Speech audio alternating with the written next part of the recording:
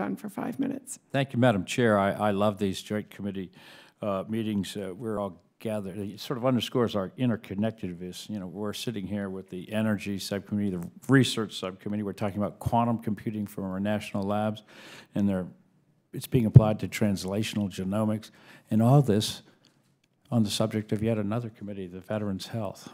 So that's the interconnectedness is great. I'm a urologist, Dr. Kusnezov. I'm a urologist. Prostate cancer is very near and dear to my heart.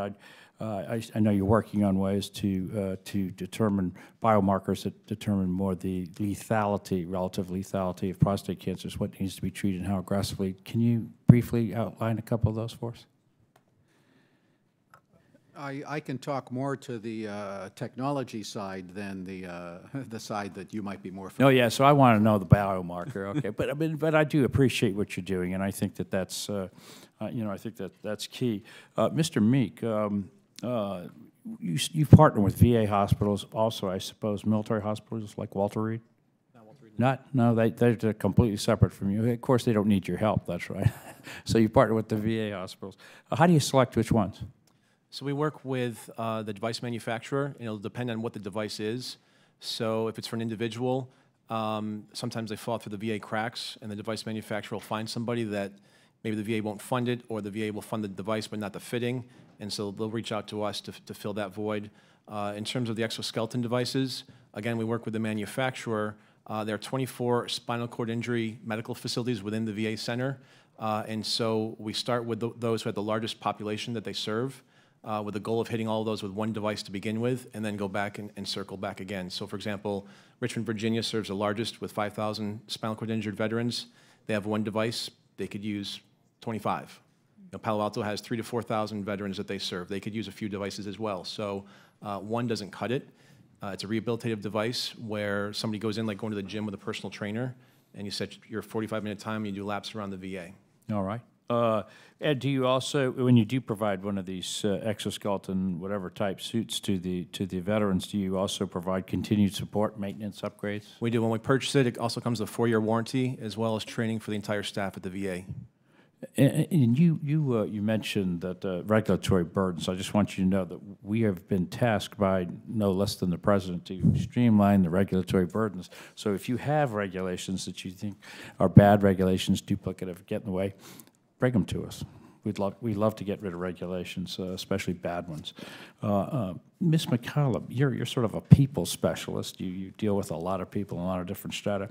Have you, in your opinion, have you seen the VAs and the veterans themselves, are they receptive to some of these new technologies? Is it?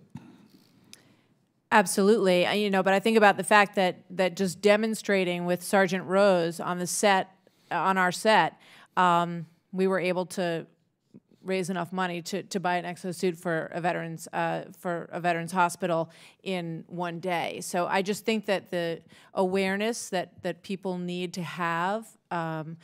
And also, I think the partnership between public and private entities is so important. And I think about the new VA bill that is moving its way through Congress, and where the gaps exist and the VA can't provide that assistance, they are now allowed to turn to a private entity in order to fill that gap. And I think we need to look for more ways to do that so that private enterprise and the VA can work most efficiently together, and then I think you'll see a scaling up of this technology in private facilities and in veterans facilities, and I think that the will of the people, in terms of what we've seen, is certainly behind it. And I also think that when you look at the cost-benefit analysis in terms of taking care of veterans long-term, and you just heard what Mr. Wordin said about the incredible expense of pharmaceuticals, this psychological benefit and life benefit of these devices hopefully will make some of those pharmaceuticals unnecessary.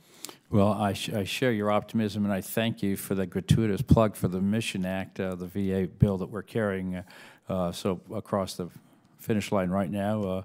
It's near and dear to my heart. I sit on that committee as well. I'm looking at 20 seconds left on the clock, and it's not fair to bring up the question, Mr. Wordin, that you brought up so cogently in your report of the stigma that we attach to PTSD and TBI in our, not just our veterans, but in our active duty troops. And this is a major problem that we have just been whistling past the graveyard on. If we could treat it perfectly, we still aren't allowed to diagnose our active duty troops, or lest we ruin their careers. And we don't have time for you to comment on that, but I'm glad you brought it up. And if I could, I'd like to say one thing about, with the chairman's permission. One of the things that we found in testing, one of the things that was brought up by the VA is that vets wouldn't want to wear a hero track because it would cause a stigma just for them wearing a device. But because it's an Apple Watch, it makes them cool, and so the stigma has been removed, and therefore they're getting help that they wouldn't ordinarily get. So we're very aware of stigma in our organization and the vets that we service, and you got to find creative ways to get around it. Thank you very much. I yield back.